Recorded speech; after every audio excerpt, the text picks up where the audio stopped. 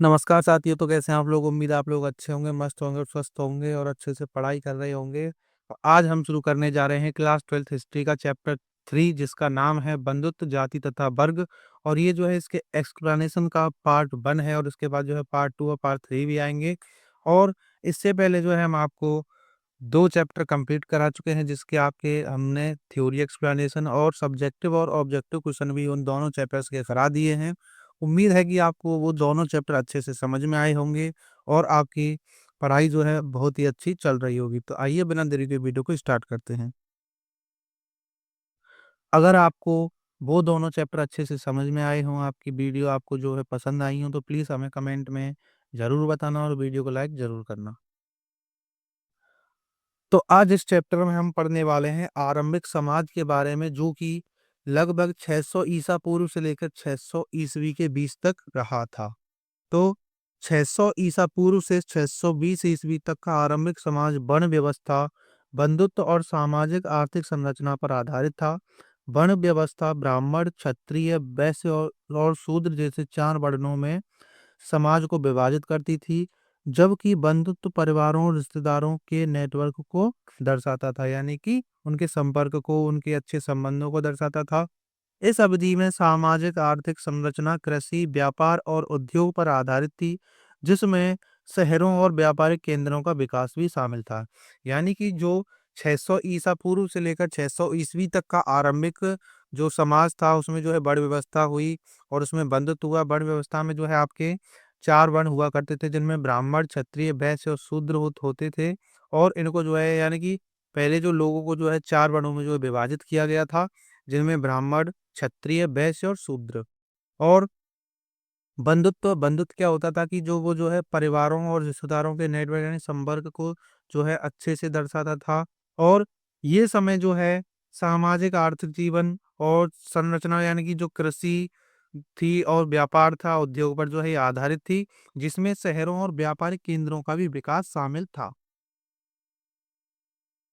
आप जानते हैं कि हमने पिछले चैप्टर में, यानी कि चैप्टर 2 में पढ़ा था कि मगध का विस्तार कब हुआ और उसका कैसे हुआ, मगध कैसा साम्राज्य था, और आपने जो है उसमें 16 महाजनपदों के बारे में भी पढ़ा। तो ये भी उसी प्रकार से और उसके साथ साथ ही चलता आया है, लेकिन ये जो है 600 ईस्वी तक का काल था।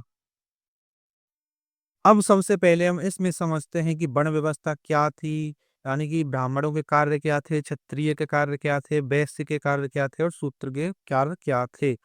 तो वर्ण व्यवस्था में सबसे पहले आता है कि वर्ण व्यवस्था, जिसे कभी कभी जाति व्यवस्था भी कहा जाता है, यानी कि वर्ण व्यवस्था को जो है जाति व्यवस्था भी कहा जाता था। हिंदू धर्म में सामाजिक संरचना का एक पारंपरिक ढांचा है, जो लोगों को 4 वर्णों में विभाजित करता है: ब्राह्मण, क्षत्रिय, वैश्य और शूद्र। यह व्यवस्था प्राचीन भारत में वैदिक काल से चली आ रही थी, यानी कि जो वर्ण व्यवस्था थी, ये इसको जो है जाति व्यवस्था भी कहा जाता है। और ये जो है हिंदू धर्म में सामाजिक संरचना का एक पारंपरिक ढांचा है, जो लोगों को 4 वर्णों में विभाजित करता था: ब्राह्मण, क्षत्रिय और वैश्य, शूद्र में। और यह व्यवस्था जो है प्राचीन भारत में वैदिक काल से ही चली आ रही थी। तो अब हम देखेंगे कि वर्ण व्यवस्था कार्य के आधार पर जो है विभाजित थी। आप जानते हैं कि वैदिक काल से ही ये सभ्यता, यानी कि जो वर्ण व्यवस्था थी, ये चलती आ रही थी। तो सबसे पहले आता है ब्राह्मण। तो ब्राह्मणों के कार्य क्या थे? और वर्ण व्यवस्था में सबसे ऊपर जो है ब्राह्मणों को रखा गया है। तो वेदों का अध्ययन करते थे, यज्ञों का संचालन करते थे और शिक्षा प्रदान करते थे। यानी कि जो ब्राह्मण हुआ करते थे, वो जो है वेदों का अध्ययन करते थे, यज्ञ करवाते थे और शिक्षा प्रदान करते थे, यानी कि लोगों को शिक्षा देते थे। आगे आता है क्षत्रिय। तो क्षत्रिय का कार्य क्या था कि युद्ध और शासन करते थे और साथ ही न्याय भी करते थे। यानी कि जो क्षत्रिय होते थे, वो जो है लोगों की रक्षा करते थे, युद्ध करने जाते थे और वो जो है राजा बनते थे, और साथ ही वो जो है प्रजा को न्याय दिलाते थे। और आगे आता है कि वैश्य। तो जो वैश्य थे, वो जो है कृषि, व्यापार और पशुपालन जैसे व्यवसायों में लगे रहते थे। यानी कि जो वैश्य थे, उनका कार्य था कृषि देखना, व्यापार देखना, पशुपालन करना और व्यवसायों में लगे रहना। आगे आता है शूद्र। तो शूद्र जो थे, ब्राह्मण, क्षत्रिय और वैश्य की सेवा करते थे। यानी कि शूद्र का जो कार्य था, वो इन तीनों की सेवा करना था। किन किन की? ब्राह्मण, क्षत्रिय और वैश्य की। तो ये जो है इनकी सेवा करते थे। तो आप जानते हैं कि पहले जो वर्ण व्यवस्था थी, उसको जो है जाति व्यवस्था भी कहा जाता है, लेकिन आज के टाइम की जो जाति व्यवस्था है, उस प्रकार की जाति व्यवस्था से काफ़ी ज़्यादा अलग थी, क्योंकि उस काल में जो है जाति व्यवस्था को या वर्ण व्यवस्था को जो है, यानी कि उनके कार्य के आधार पर जो है बाँटा गया था। लेकिन बाद में आकर ब्राह्मणों ने जो है इसको जन्म के आधार पर कर दिया था। अब हम देखेंगे कि वर्ण व्यवस्था के उद्देश्य क्या थे। तो सामाजिक कार्य विभाजन, यानी कि उसमें जो है सामाजिक कार्य विभाजन में क्या था कि वर्ण व्यवस्था समाज को कार्य विभाजन पर प्रदान करती थी, जिससे हर व्यक्ति अपनी योग्यता और रुचियों के अनुसार कार्य कर सके। यानी कि वर्ण व्यवस्था को उस टाइम पर जो है लोगों की योग्यता और उनकी रुचियों के अनुसार जो है कार्य कर सके, इसलिए इसको जो है यानी कि विभाजन किया गया था उनके, यानी कि कार्य के आधार पर। आगे आता है सामाजिक स्थिरता। तो यह व्यवस्था समाज में एक निश्चित क्रम स्थापित करती है, जिससे सामाजिक स्थिरता बनी रहे। यानी कि उस टाइम पर जो है इसमें जो है समाज में एक निश्चित क्रम को स्थापित करने के लिए इस व्यवस्था को जो है बनाए रखा, और ताकि ये जो है स्थिर बनी रहे। अब आगे आता है कि धर्म और कर्म, यानी कि धर्म और कर्म क्या थे। तो वर्ण व्यवस्था में बड़ों के लिए विशिष्ट कर्तव्य और धर्म निर्धारित किए गए थे, जिससे वे अपने कर्मों के माध्यम से मोक्ष की प्राप्ति कर सकें। यानी कि उस टाइम पर जो है वर्ण व्यवस्था जो आधारित थी, यानी कि बड़ों के लिए जो विशिष्ट कर्तव्य और धर्म निर्धारित किए गए थे सभी के लिए। जैसे कि ब्राह्मणों के लिए निर्धारित किया गया था कि वो जो है वेदों का ज्ञान प्राप्त करें और यज्ञों को करवाएं और लोगों को शिक्षा प्रदान करें। क्षत्रिय का काम था लोगों की रक्षा करना, युद्ध लड़ने जाना और शासन करना और उन्हें न्याय दिलाना। और जो वैश्य थे उनका कार्य था कृषि को देखना, पशुपालन करना, व्यापार देखना, ये सभी जो इनके कार्य थे। और जो शूद्र हुआ करते थे वो जो इन तीनों की सेवा किया करते थे। अब आता है वर्ण व्यवस्था की आलोचना। तो यानी कि वर्ण व्यवस्था की आलोचना किसने की, कैसे की, या फिर ये किस प्रकार जो है अच्छी नहीं थी। तो सबसे पहले आता है जातिवाद, यानी कि वर्ण व्यवस्था को जातिवाद का रूप दिया गया है, क्योंकि इसे जन्म के आधार पर तय किया जाता है और इसमें सामाजिक गतिशीलता सीमित होती है। यानी कि आप जानते हैं कि पहले के टाइम पर जो है जो वर्ण व्यवस्था थी, ये जो है पहले उनके काम के आधार पर हुआ करती थी, लेकिन बाद में इसको जो है ब्राह्मणों ने जो है जन्म के आधार पर कर दिया, इसीलिए जातिवाद, इसको जो है जाति व्यवस्था भी कहा जाता है। और ये जो है इसमें सामाजिक गतिशीलता सीमित होती है। अब आगे आता है भेदभाव, यानी कि इसमें जो है काफी ज्यादा भेदभाव भी होता था। यानी कि वर्ण व्यवस्था में शूद्रों को सबसे निचले स्तर पर रखा गया है, जिससे उन्हें सामाजिक भेदभाव का सामना करना पड़ता था। यानी कि जो शूद्र थे, जो कि वैश्य और ब्राह्मण और क्षत्रिय की सेवा करते थे, इनको जो सबसे निचले स्थान पर रखा गया था। ब्राह्मणों को सबसे ऊपरी स्थान पर रखा गया था, फिर क्षत्रिय को दूसरे स्थान पर, वैश्य को तीसरे स्थान पर और शूद्र को चौथे स्थान पर रखा गया था। और सबसे ज्यादा जो शोषण होता था वो जो है शूद्रों का ही हुआ करता था। आगे आता है सामाजिक संरचना, यानी कि वर्ण व्यवस्था को भारतीय समाज की सामाजिक संरचना का एक जटिल और भेदभावपूर्ण पहलू माना जाता है। यानी कि जो वर्ण व्यवस्था थी वो जो है भारतीय समाज की सामाजिक संरचना का एक कठिन और भेदभावपूर्ण पहलू माना जाता है। अब आता है बंधुत्व, यानी कि बंधुत्व क्या था। तो परिवार और रिश्तेदारों के मजबूत संबंध थे जो एक दूसरे का समर्थन करते थे, तो यही जो है बंधुत्व होता है। यानी कि जो परिवार और रिश्तेदार अपने संबंध को जो है मजबूत बनाए रखते हैं और जो एक दूसरे का समर्थन करते हैं, वही जो है बंधुत्व होता है। आगे आता है परिवारों में दादा दादी, माता पिता, बच्चे और अन्य रिश्तेदार शामिल थे, जो एक साथ रहते थे और काम करते थे। तो ये सभी जो है बंधुत्व के कुछ प्रकार हैं। और बंधुत्व संबंध समाज को एकजुट करने और सामाजिक आर्थिक गतिविधियों को संगठित करने में महत्वपूर्ण भूमिका निभाते थे।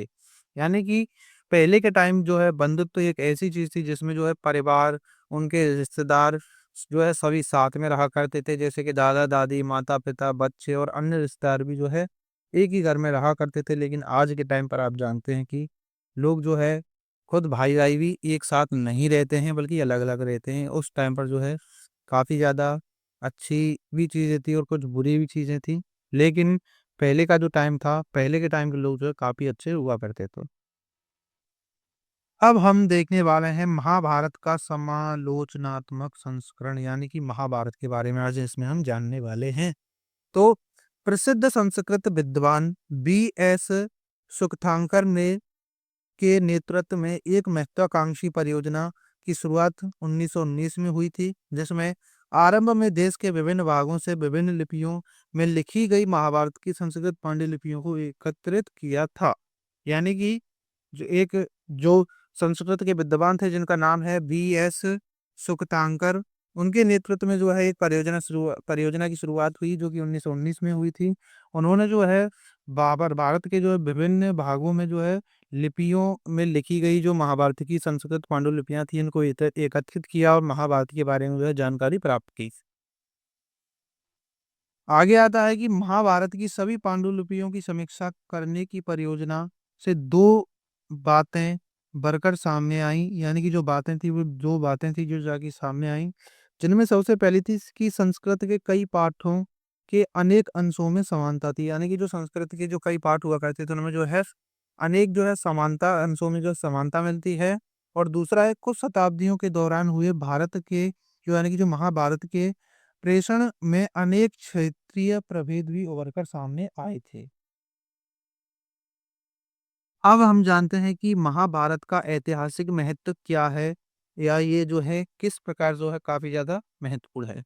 तो महाभारत को एक साहित्यिक और सांस्कृतिक महाकाव्य होने के साथ-साथ एक महत्वपूर्ण ऐतिहासिक ग्रंथ भी माना जाता है। यह प्राचीन भारत के सामाजिक, राजनीतिक और धार्मिक जीवन के बारे में जानकारी का एक महत्वपूर्ण स्रोत है और इसके कुछ हिस्सों के ऐतिहासिक होने का प्रमाण भी मौजूद है।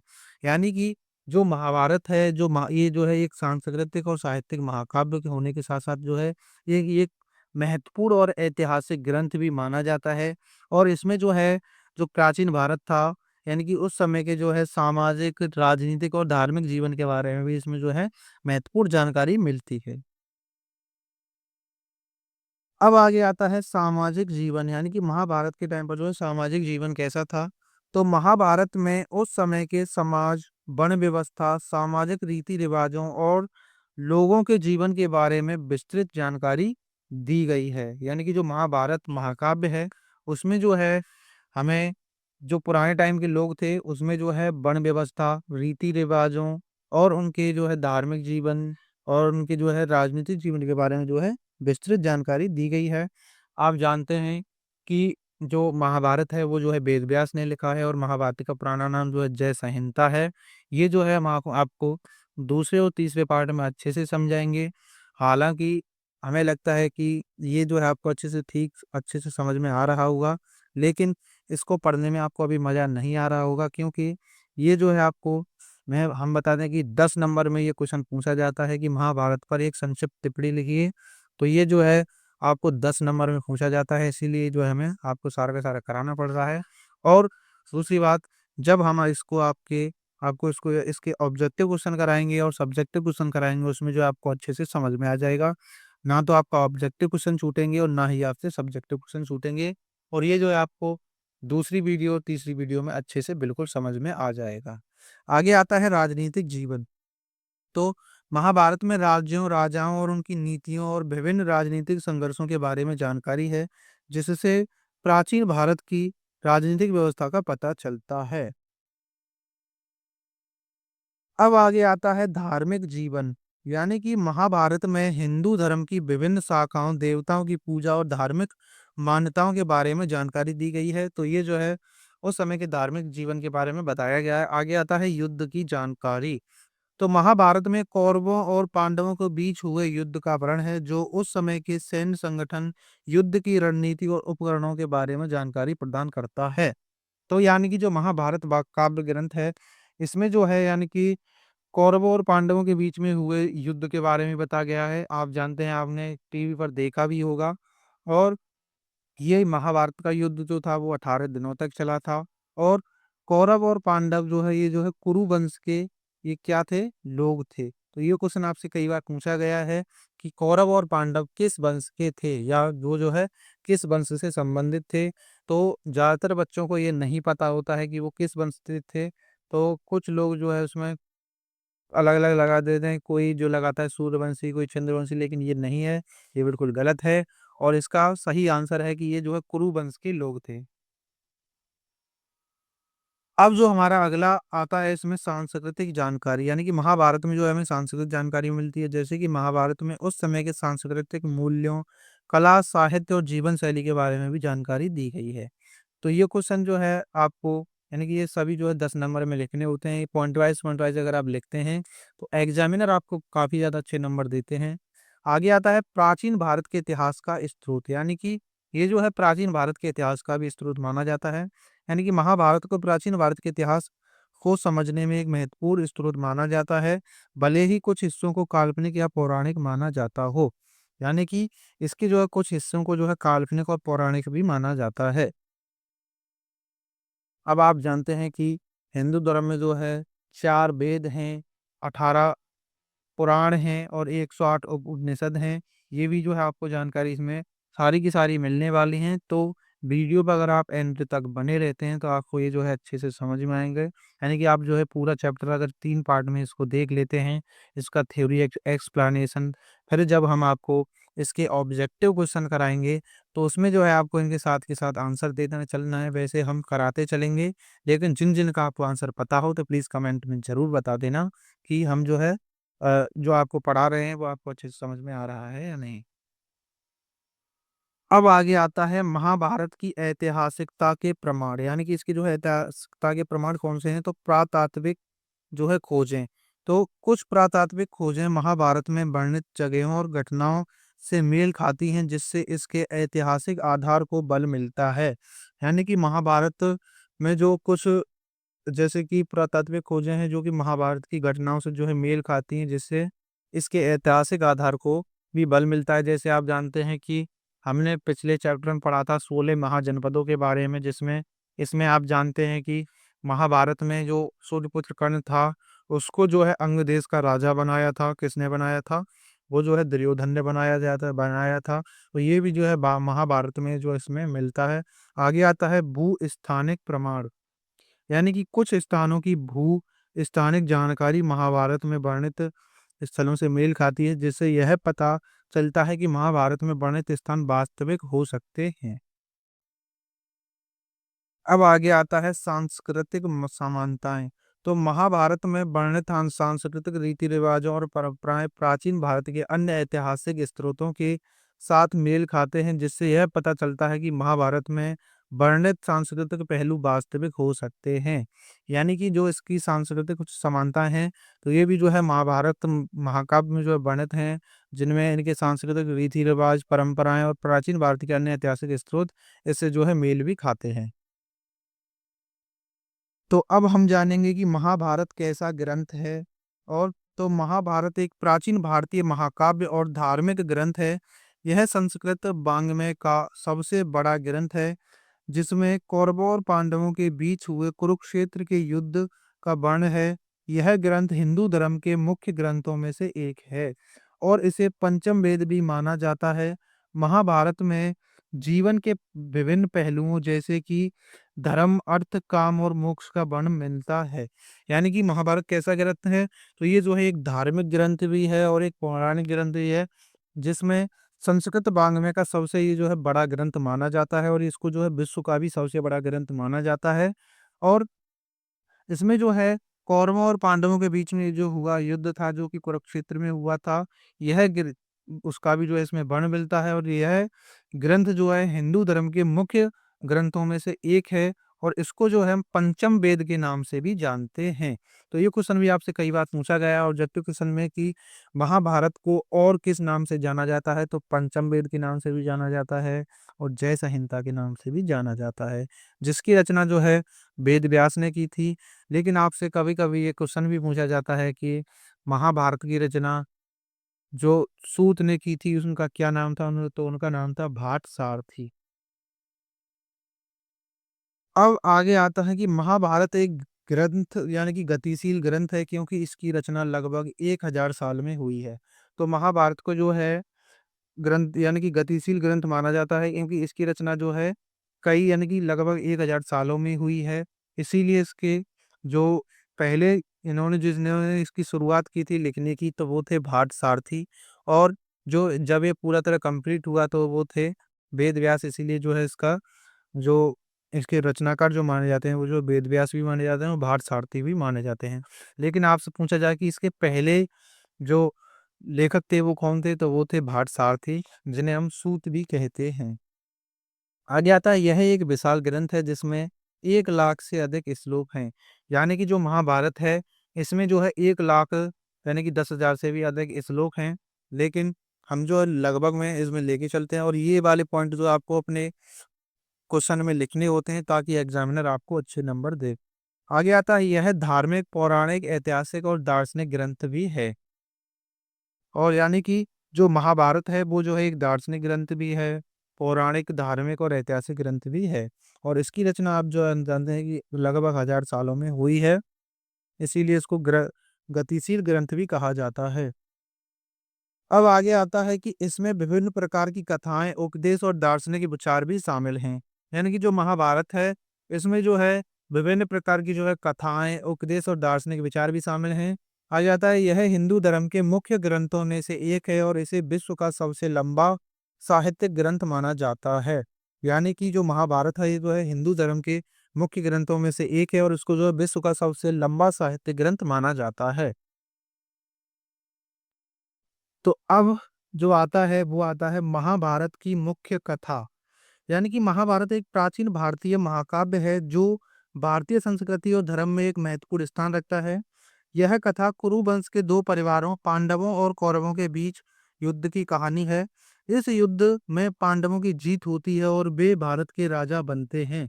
यानी कि जो महाभारत की कथा है उसमें जो है दो परिवार थे जो कि एक ही वंश के थे, कुरु वंश के। और वो दो परिवार थे पांडव और कौरव, और इनके बीच में युद्ध हुआ, जो कि युद्ध 18 दिनों तक चला और ये जो है कुरुक्षेत्र में हुआ था। और इस युद्ध में जो है पांडवों की जीत हुई थी और वही जो है बाद में जीत के जो है इसके राजा बने। यानी कि जो पांडव थे वो 5 ही थे जबकि कौरव जो है 100 थे।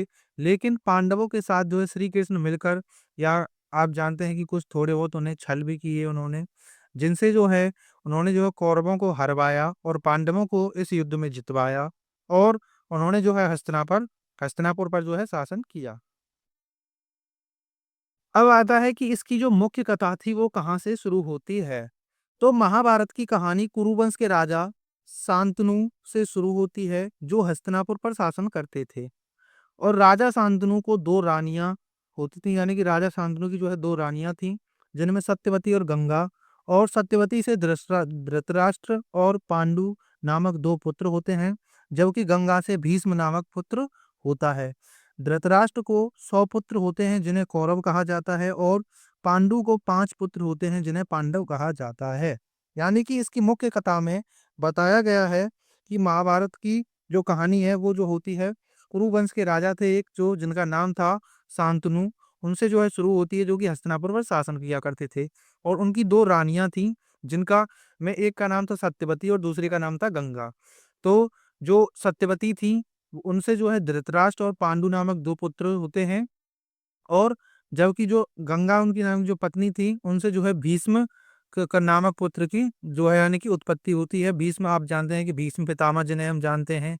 धृतराष्ट्र आप जानते हैं, पांडु भी जानते हैं। धृतराष्ट्र वो हैं जो कि दुर्योधन के पिता थे, जो कि उसमें जो है अंधे होते हैं। और धृतराष्ट्र को जो है 100 पुत्र होते हैं जिनमें जिन्हें कौरव कहा जाता है। और जो पांडु थे उनको जो है 5 पुत्र होते हैं जिन्हें पांडव कहा जाता है। और जो 5 पांडव थे उनमें थे आपके अर्जुन, भीम, नकुल, सहदेव और युधिष्ठिर। अब इसमें आता है कि कौरवों और पांडवों के बीच हस्तिनापुर के सिंहासन को लेकर विवाद होता है। यानी कि जो कौरव थे और पांडव थे उनमें जो है हस्तिनापुर के सिंहासन को लेकर विवाद होता है, जो अंततः कुरुक्षेत्र के युद्ध में बदल जाता है। युद्ध 18 दिनों तक चलता है जिसमें कौरवों और पांडवों के बीच भारी लड़ाई होती है। अंत में पांडव कौरवों को हरा देते हैं और हस्तिनापुर के सिंहासन पर कब्जा कर लेते हैं। यानी कि ये जो लड़ाई होती है वो जो है सिंहासन था यानी कि हस्तिनापुर का, उसको लेकर ये लड़ाई होती है, जो कि बाद में चलकर जो है ये कुरुक्षेत्र के युद्ध में बदल जाती है। और ये युद्ध जो है 18 दिनों तक चलता है। और आप जानते हैं कि हमने उनमें देखा है टीवियों में, और उन पे आपने देखा होगा कि श्री कृष्ण जो है उनसे 5 गांव मांगने जाते हैं पांचों पांडवों के लिए दुर्योधन से। लेकिन दुर्योधन जो है उनसे मना कर देता है और श्री कृष्ण को जो है बंदी बनाने के लिए कुछ ऐसी धातुओं का जो उपयोग करता है, लेकिन श्री कृष्ण जो है उसके बंदी नहीं बन पाते हैं और वो जो है वहीं पर जो है युद्ध का ऐलान कर देते हैं और आप जानते हैं कि वो लोग जो है उन सभी को दिखा देते हैं कि उनकी मृत्यु कैसे होगी। लेकिन इससे जो है जो दुर्योधन है वो भयभीत हो जाता है, लेकिन फिर भी वो जो है वो 5 गाँव देने के लिए तैयार नहीं होता है। और फिर जो है आप जानते हैं उसमें जो है चौसर खेला जाता है और उसमें द्रौपदी को जो है दुर्योधन जो है अपनी जंगा पर बिठाता है, जिसके कारण जो है बाद में यह युद्ध होता है। अब हम देखेंगे कि महाभारत में जो महत्वपूर्ण जो पात्र थे, जो लोग थे, वो कौन-कौन थे। तो सबसे पहले आता है पांडव। तो 5 पांडव कौन-कौन से थे? तो युधिष्ठिर, भीम, अर्जुन, नकुल और सहदेव। तो जिनमें सबसे बड़े थे, वो थे युधिष्ठिर, फिर थे भीम, अर्जुन, नकुल और सहदेव, ये जो है 5 पांडव थे। आगे आता है कौरव। कौरवों में दुर्योधन और धृतराष्ट्र, ये धृतराष्ट्र जो है इसके पिता थे और दुर्योधन आप जानते हैं ये जो है इनका सबसे बड़ा पुत्र था। और आगे आता है जो अन्य महा महत्वपूर्ण जो पात्र थे, जिनमें भीष्म पितामह, कर्ण, द्रोणाचार्य, कृष्ण, द्रौपदी, कुंती और गांधारी। तो कुंती जो थी वो जो है पांडवों की माँ थी और जो गांधारी थी वो है कौरवों की जो माँ थी। और आप जानते हैं द्रोणाचार्य जो है इन सभी के यानी कि कौरवों और पांडवों के गुरु थे। और भीष्म पितामह जो है इनके यानी कि जो है चाचा या ताऊ लगते थे। आज के टाइम की बात करें वैसे बोलें कि चाचा ताऊ लगते हैं, लेकिन उस समय जो है वो जो है उन्हें पितामह कहते थे। और कर्ण जो है पांडवों का ही भाई था, लेकिन जो माता कुंती होती हैं, लेकिन वो जो है यानी कि अपने विवाह से पहले ही उसको जन्म दे देती हैं, यानी कि जो वो जो है सूर्यपुत्र के यानी कि जो यानी कि उनके वरदान से जो है वो उनकी उत्पत्ति होती है और वो जो है उनको गंगा में बहा देती हैं, जिनको फिर एक शूद्र परिवार के लोग जो है उन्हें पालते हैं, पोषण करते हैं और उनको जो है युद्ध कला वो जो है भगवान परशुराम से लेते हैं। और आप जानते हैं कि भगवान परशुराम के जो है शिष्य गुरु द्रोणाचार्य और भीष्म पितामह भी थे। अब आता है कि महाभारत में विवाह के प्रकार, यानी कि महाभारत में कितने प्रकार के विवाहों का वर्णन किया गया है। जैसे कि मनुस्मृति में भी जो है 8 प्रकार के विवाहों का वर्णन किया गया है, उसी प्रकार जो है महाभारत में भी 8 प्रकार के विवाहों का वर्णन किया गया है। जिनमें महाभारत में विवाह के 8 प्रकार बताए गए हैं, जिनमें ब्रह्म विवाह, देव विवाह, आर्ष विवाह, प्रजापत्य विवाह, असुर विवाह, गंधर्व विवाह, राक्षस विवाह और पिशाच विवाह। इन सभी विवाहों में से ब्रह्म विवाह को सबसे अच्छा माना जाता है, जबकि राक्षस और पिशाच विवाह को जो है सबसे खराब विवाह माना जाता है। यानी कि जो महाभारत ग्रंथ है, उसमें जो है उस टाइम के 8 प्रकार के विवाहों का वर्णन किया गया है, जिनमें सबसे पहले जो सबसे अच्छा विवाह माना जाता है वो है ब्रह्म विवाह, देव विवाह, आर्ष विवाह और प्रजापत्य विवाह, असुर विवाह, गंधर्व विवाह, राक्षस विवाह और पिशाच विवाह।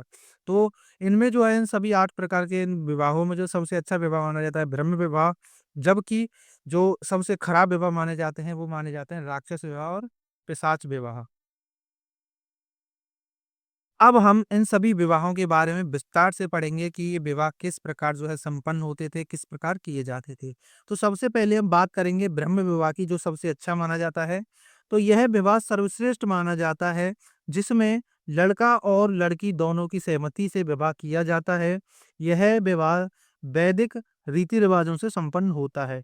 यानी कि जो ब्रह्म विवाह होता था, ये जो है सबसे श्रेष्ठ माना जाता था, जिसमें लड़का और लड़की दोनों की सहमति से ही विवाह किया जाता था। ऐसे नहीं कि लड़की की सहमति ना हो और लड़के की सहमति हो और ज़बरदस्ती उनके माता-पिता उनकी शादी करवा दें, तो ऐसा नहीं था। ब्रह्म विवाह में जो है लड़की और लड़के दोनों की सहमति होती थी, साथ में माता-पिता की सहमति भी होती थी और इसको जो है वैदिक रीति-रिवाज़ों से संपन्न किया जाता था। आगे आता है देव विवाह। तो ये भी एक अच्छा विवाह था। तो इस विवाह में वर एक यज्ञ करने वाले पुरोहित को उपहार में दिया जाता है। यानी कि जो देव विवाह में होता था, तो एक यज्ञ करने वाले पुरोहित को जो है उपहार में जो दिया जाता है, यानी कि उनकी स्त्री को जो है यानी कि लड़की को वो देता है। आगे आता है आर्ष विवाह। तो इस विवाह में वर कन्या के पिता को गाय और बैल उपहार में देता है और इस प्रकार जो है पिता अपनी कन्या जो है उस वर को देता है, जिससे विवाह संपन्न होता है। और जो दैव विवाह है उसमें जो है पुरोहित से जो है लड़की का विवाह किया जाता है। अब आता है प्रजापत्य विवाह। तो इस विवाह में कन्या के पिता वर से कहते हैं कि तुम दोनों एक साथ गृहस्थी का पालन करो। यानी कि जो प्रजापति विवाह है इसमें जो है पिता के आशीर्वाद से जो है ये विवाह संपन्न होता है, जिसमें उनके पिता कहते हैं कि या माता पिता कहते हैं कि तुम दोनों जो है एक साथ अपनी गृहस्थी का जो है पालन करो और अच्छे से रहो। आगे आता है असुर विवाह। असुर विवाह कैसा था? तो इस विवाह में वर कन्या के पिता को धन या अन्य उपहार देता है। यानी कि जो असुर विवाह होता है, आप जानते हैं कि लड़की को खरीद कर जो शादी की जाती है, अ, उसके या पिता को जो है लालच देकर, उसे धन देकर या कोई उपहार देकर कन्या से शादी की जाती है, इसको जो है असुर विवाह कहा जाता है। और आप जानते हैं कि ऐसे विवाह आज के टाइम पर कई प्रकार के होते हैं, जैसे कि कोई किसी लड़के की शादी ना हो रही हो तो उसके घर वाले जो है लड़की के घर वालों को पैसा देकर, धन देकर, उन्हें उपहार देकर जो है शादी करते हैं। तो ये जो है अच्छा विवाह नहीं माना जाता है, ये जो असुर विवाह माना जाता है। आगे आता है गंधर्व विवाह। तो गंधर्व विवाह जो आज के टाइम पर हम जानते हैं, जिसे हम इंग्लिश में कहते हैं लव मैरिज, तो उसी को जो है गंधर्व विवाह कहा जाता था पहले। और इस विवाह में वर और वधू बिना किसी धार्मिक अनुष्ठान के एक दूसरे से प्रेम करके विवाह करते हैं। यानी कि ये जो गंधर्व विवाह होता है इसमें जो वर और वधू होते हैं, यानी कि कन्या और जो लड़की होती है वो जो है एक दूसरे से प्रेम करके बिना किसी अनुष्ठान या बिना किसी धार्मिक चीज के जो है एक दूसरे से प्रेम करके विवाह करते हैं। अब आता है राक्षस विवाह। तो राक्षस विवाह कैसा होता था कि इस विवाह में वर कन्या के पिता को पराजित करके उसका अपहरण कर लेता था। यानी कि राक्षस विवाह जो विवाह था उसमें जो है जो लड़का होता था वो जो है लड़की के पिता को युद्ध में पराजित करके या कैसे भी उससे जो है झगड़ा करके, लड़ाई करके उस लड़की का जो है अपहरण कर लेता था और उससे विवाह कर लेता था। इसलिए इसको जो है राक्षस विवाह कहा जाता है। आगे आता है पिशाच विवाह। तो ये विवाह जो है सबसे बेकार विवाह माना जाता है।